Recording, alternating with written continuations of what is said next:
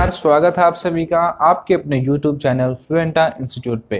तो अभी तक हमने अपनी फर्स्ट बुक को कवर कर लिया है। आज हम इस वीडियो में जो हमारा 5th चैप्टर है उसको पढ़ने वाले हैं।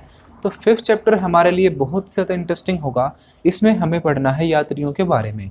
इस चैप्टर में हम टोटल 3 यात्रियों के बारे में पढ़ेंगे। तो जो हमारे पहले यात्री हैं उनका नाम है अल बिरूनी, और जो दूसरे यात्री हैं वो हैं इब्न बतूता, और जो तीसरे यात्री हैं उनका नाम है फ्रांसवा बर्नियर। तो मोहम्मद इब्न अहमद अबू रेहान अल बिरूनी, जिनको हम शॉर्ट फॉर्म में कह सकते हैं अल बिरूनी। तो अल बिरूनी का जन्म जो है आधुनिक उज्बेकिस्तान के ख्वारिज़म नाम की जगह पे, एक और छोटा सा प्रदेश है खीवा नाम से, वहाँ पर हुआ उनका जन्म। और जो ये है हमारे अल बिरूनी साहब, ये बड़े ही विद्वान माने जाते हैं अपने टाइम के। इनके टाइम पे जितनी भी बेस्ट एजुकेशन थी वो सब इन्होंने ग्रहण की थी। जैसे आज हम देखते हैं कि जैसे पीएचडी को हायर एजुकेशन माना जाता है, तो उस टाइम पे उनके हिसाब से जितनी भी जो सबसे हाईएस्ट एजुकेशन थी वो इन्होंने प्राप्त की थी। तो ख्वारिज़म के इन्हें हम सबसे विद्वान और पढ़े लिखे व्यक्ति कह सकते हैं। अल बिरूनी जो हैं वो पढ़ने में तो तेज़ थे ही, साथ साथ उन्हें बहुत सारी लैंग्वेज का भी ज्ञान था। उन्हें लगभग 5 लैंग्वेज आती थी, जिसमें पहली है अरबी, दूसरी है सीरियाई, हिब्रू, फ़ारसी। ये सारी लैंग्वेज उनको आती थी। और जब वो भारत में आए, यहाँ पर आकर उन्होंने संस्कृत भाषा को भी सीखा। तो टोटल 4-5 लैंग्वेज वो जानते थे और बहुत ही बड़े एक विद्वान थे। अब इनके पीछे एक बड़ी इंटरेस्टिंग स्टोरी है कि वो भारत में आए कैसे। महमूद गजनबी का नाम आप सबने सुना होगा। महमूद गजनबी ने, जिनके बारे में आपने सुना है कि उन्होंने यहाँ सोमनाथ के मंदिर पर अटैक किया था, 16 बार भारत को लूटा था उन्होंने। तो जो गजनबी हैं उन्होंने एक बार ख्वारिज़म पर अटैक किया था। जो उज़्बेकिस्तान में जगह है ख्वारिज़म, वहाँ पर अटैक किया और वहाँ से जितना भी उन्हें सोना चांदी जितना भी सारा माल मिला उसको उठा लिया। उसके साथ साथ वो जितने आदमी थे उनको गुलाम बनाकर लाए।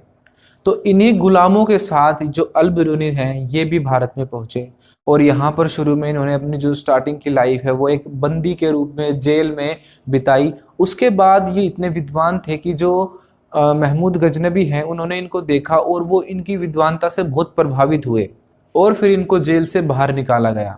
और जेल से बाहर निकालने के बाद इन्होंने अपना पूरा जीवन लगभग भारत में ही बिताया है। तो इसके बाद ये लगभग 70 साल तक भारत में रहे हैं। तो महमूद गजनबी ने जो 1017 में उज्बेकिस्तान पर आक्रमण किया था, उन्हीं के साथ अल बिरूनी भारत देश में पहुँचे। अब भारत में आने के बाद इन्होंने एक बहुत ही अच्छी बुक लिखी है, जिस बुक का नाम है किताब उल हिंद, या इसी बुक को हम दूसरे नाम से भी जानते हैं, जो कि है तहकीक ए हिंद। और इस बुक में उन्होंने भारत के बारे में बहुत सारी बातें बताई हैं। तो इस बुक के बारे में भी हमें आगे चैप्टर में पढ़ना है। हम बिल्कुल अच्छे तरीके से इस बुक को कवर करने वाले हैं। पहले हम जान लेते हैं कि जो 3 यात्री हैं वे कौन कौन थे, कहाँ पर उनका जन्म हुआ, उनका इंट्रोडक्शन हम समझ लेते हैं एक बार। तो हमने पढ़ा है अब तक अल बिरूनी के बारे में। अब बात करते हैं दूसरे यात्री की। दूसरे यात्री जो हैं उनका नाम है इब्न बतूता। इब्न बतूता का जन्म दक्षिण अफ्रीका के मोरक्को के तंजीर नामक जगह पर हुआ। और इब्न बतूता जो हैं वो बड़े ही जिद्दी स्वभाव के माने जाते हैं। जब वो यात्रा कर रहे थे तो उस टाइम पे उन्हें रास्ते में बहुत परेशानियों का सामना करना पड़ा, पर फिर भी कभी उन्होंने अपनी यात्राओं को बंद नहीं किया। एक बार तो ऐसी सिचुएशन आई थी, उनके जहाज में जितने भी लोग थे वो सारे ही खत्म हो गए थे, सिर्फ 1 या 2 आदमी बचे थे, और उनमें से एक थे इब्न बतूता। तो इतने सारे खतरों के बावजूद भी इब्न बतूता ने अपनी यात्राओं को जारी रखा हमेशा, और लगभग उन्होंने हमारे जो एशिया के बहुत सारे देशों में घूमे वो। तो इसीलिए उनको इतिहास में हठीला यात्री कहकर भी बुलाते हैं, क्योंकि वो अपनी जिद पर पक्के थे। उन्हें यात्राएं करने का बहुत शौक था और वो हमेशा जगह जगह घूमते रहते थे। तो इब्न बतूता का जन्म मोरक्को के तंजीर नामक जगह पर हुआ, और उन्होंने उस टाइम की भी सबसे अच्छी शिक्षा ग्रहण की। उनका जो फैमिली बैकग्राउंड है वो बिलोंग करता मुस्लिम परिवार से, और उन्होंने मुस्लिम एजुकेशन जो है शरिया उसको फॉलो किया और शरिया में अच्छे तरीके से पढ़ाई की। भारत में एंट्री करने से पहले इब्न बतूता जो हैं वो और भी कई देशों में घूमकर आए थे, जैसे कि फ़ारस, ईरान, इराक, सीरिया और ओमान होते हुए फिर वो पहुंचे सिंध में। सिंध मतलब जो आज का पाकिस्तान वाला एरिया है, वहां पर वो पहुंचे। अब सिंध में आने के बाद उन्होंने दिल्ली के सम्राट से मिलने की प्लानिंग की और वो निकल लिए दिल्ली की तरफ। तो दिल्ली में वो पहुंचे हैं 1333 में। और उस टाइम पे जो भारत के सुल्तान थे वो थे मोहम्मद बिन तुगलक, जिन्हें पागल सुल्तान भी कहा जाता है, क्योंकि इनकी जो नीतियां थी वो बड़ी अटपटी होती थी। तो हमें सुल्तान के बारे में तो ज़्यादा नहीं पढ़ना है इन क्लासेस में, हमें जानना है इब्न बतूता के बारे में। तो इब्न बतूता जब भारत आए तो सुल्तान थे मोहम्मद बिन तुगलक। मोहम्मद बिन तुगलक ने इन्हें बड़ी अच्छी पोस्ट पर रखा अपने दरबार में और इन्हें दिल्ली का काजी नियुक्त कर दिया। काजी का मतलब है चीफ जस्टिस, जो मतलब जज होता है ना, वो नियुक्त कर दिया इन्होंने यहाँ पे। पर कुछ टाइम बाद कुछ गलत फहमी हुई, इन पर कुछ घपले का आरोप लग गया। और जो ये हमारे तुगलक, मैंने भी बताया पागल सुल्तान है, वो 1 मिनट में अपना डिसीजन पलटते ही रहते थे कुछ ना कुछ। इन्होंने इनको कैद कर लिया और कैद करने के बाद जो है, जब गलत फहमी दूर हुई, दोबारा से इनको बुलाया गया और अपना फिर इन्होंने इसको अपना राजदूत बनाया और कई देशों में इनको भेजा। तो इब्न बतूता जो है मोरक्को से दिल्ली पहुंचे हैं 1333 में और यहाँ आने के बाद उन्होंने काजी के पद पर काम किया है और जो सुल्तान है उनके साथ वो कई सालों तक रहे हैं। और उन्होंने भी एक बुक लिखी है, उस बुक का नाम है रिहला। और ये जो बुक है इन्होंने अरबी लैंग्वेज में लिखी है। इस बुक में उन्होंने बड़ी ही दिलचस्प बातों को बताया है, जिसमें कि उन्होंने पान के बारे में बताया, नारियल के बारे में बताया है। उसके अलावा उन्होंने यहाँ पे जो दास प्रथा थी उसके बारे में बताया है। तो बुक और ये सारी चीज़ें हम अभी आगे पढ़ेंगे, अभी हम सिर्फ इनका इंट्रोडक्शन पढ़ रहे हैं। तो अब तक हमने 2 यात्रियों के बारे में पढ़ा, पहले थे अल-बिरूनी और दूसरे थे इब्न बतूता। तो जो पहले हमारे यात्री थे वो आए थे 11वीं शताब्दी में। दूसरे यात्री हैं इब्न बतूता, ये आए थे अफ्रीका से 14वीं शताब्दी में। अब जो तीसरे यात्री हैं उनका नाम है फ्रांसवा बर्नियर। और फ्रांसवा बर्नियर का जैसा नाम है वैसी ही जगह से वो आए हैं, इनके नाम में इनके देश का नाम छुपा हुआ है, फ्रांस। तो फ्रांसवा बर्नियर कहाँ के थे? फ्रांस के थे।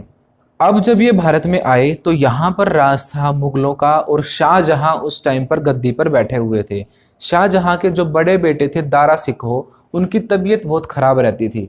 तो स्पेशली जो ये हैं फ्रांसवा बर्नियर, इनको बुलवाया गया था दारा सिकोह का इलाज करने के लिए। ये पेशे से एक डॉक्टर थे, पर डॉक्टर होने के साथ साथ ये एक इतिहासकार भी थे, ये एक राजनीतिज्ञ भी थे। ये मतलब हर चीज़ में इनकी दिलचस्पी रहती थी हमेशा। तो ये एक पेशा इनका नहीं था कोई, तो ये कई काम करते थे साथ साथ। ये एक चिकित्सक थे, इतिहासकार थे, राजनीतिज्ञ थे। का जो जन्म है वो हुआ है 1620 में और जब ये भारत में आए, ये आए थे 1656 में। और यहाँ पर आने के बाद इन्होंने दारा सिकोह का इलाज किया, उसके बाद यहाँ की चीज़ों को देखा और इन्होंने भी एक बुक लिखी। उस बुक का नाम है travels in the Mughal Empire, क्योंकि इन्होंने किस एम्पायर में ट्रैवल किया है? मुगलों के एम्पायर में। तो इन्होंने बुक का नाम भी वही रखा, travels in the Mughal Empire. और इनकी बुक की जो लैंग्वेज है वो थी फ्रेंच लैंग्वेज ही।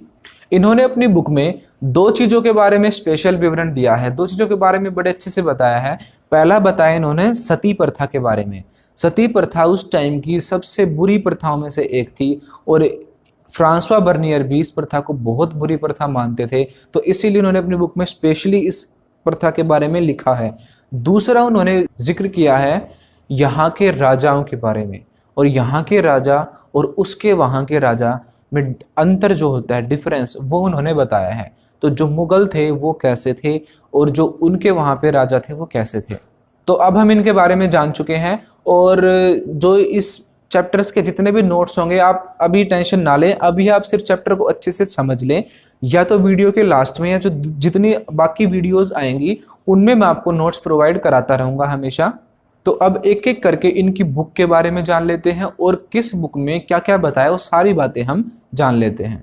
अगर इंग्लिश आपकी सफलता की रुकावट, and if you are not getting right position respect because of English, so don't worry, हमारा एक चैनल है फ्लुएंटा इंस्टीट्यूट नाम से, जिसका लिंक हमने ऊपर आई बटन में और नीचे डिस्क्रिप्शन में दिया हुआ है।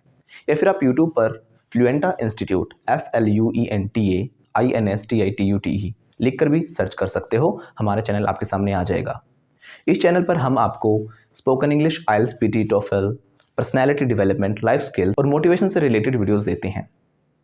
और अगर आप हमारे कोर्सेज ज्वाइन करना चाहते हो तो ऊपर दिए गए नंबर पे हमारे काउंसलर्स को कॉल करें और कोर्सेज के बारे में अभी पता करें। लेकिन ध्यान रखना, जो ऊपर नंबर दिए गए हैं ये सिर्फ स्पोकन इंग्लिश डिपार्टमेंट में ही मिलेंगे। बाकी किसी इन्फॉर्मेशन के लिए या क्वेरी के लिए आप इन नंबर पे कॉल बिल्कुल मत करना, क्योंकि ये सिर्फ स्पोकन इंग्लिश रिलेटेड जो हमारा डिपार्टमेंट है वहीं पर आपकी बातें हो पाएंगी। और अगर आप चाहते हो सब्जेक्ट्स की PDF और कोई और इन्फॉर्मेशन तो आप हमें इंस्टाग्राम पे फॉलो कर सकते हो, जो कि हमने नीचे डिस्क्रिप्शन में दिया हुआ है, या फिर आप सर्च करके भी हमें इंस्टाग्राम पे फॉलो कर सकते हो। हम जितने भी बाकी सोशल मीडिया प्लेटफॉर्म्स हैं हम सभी पर अवेलेबल हैं, आप उन पर भी हमें फॉलो कर सकते हैं। बाकी जो हमारे सब्जेक्ट्स हैं उनकी सभी की वीडियोस हमने प्लेलिस्ट में बिल्कुल सीक्वेंस में डाली हुई हैं। आप जो भी सब्जेक्ट पढ़ना चाहते हो उनकी जो वीडियोज़ हैं प्लेलिस्ट में से सीक्वेंस में ही देखें, जहाँ पर आपको पूरा का पूरा सिलेबस सीक्वेंस में मिल जाएगा। जैसे कि पॉलिटिकल साइंस है, हिस्ट्री है, सिविक्स है, सभी सब्जेक्ट्स हमने अलग अलग से दिए हुए हैं। तो जो हमारे चैनल है फ्लुएंटा इंस्टीट्यूट वो है स्पोकन इंग्लिश के लिए। बाकी अगर आप सभी सब्जेक्ट्स की जो वीडियोस देखना चाहते हो वो आपको इसी चैनल पर मिलेंगी, फ्लुएंटा फैमिली पर। और जो हमारे जितने भी सब्जेक्ट्स हैं उनकी जो वीडियोस हैं वो सारी प्लेलिस्ट में से सीक्वेंस में ही देखें। हमने सारी वीडियोस को अरेंज किया हुआ है प्रॉपरली प्लेलिस्ट के अंदर, जिनका लिंक भी हमने नीचे डिस्क्रिप्शन में दिया हुआ है। Thank you.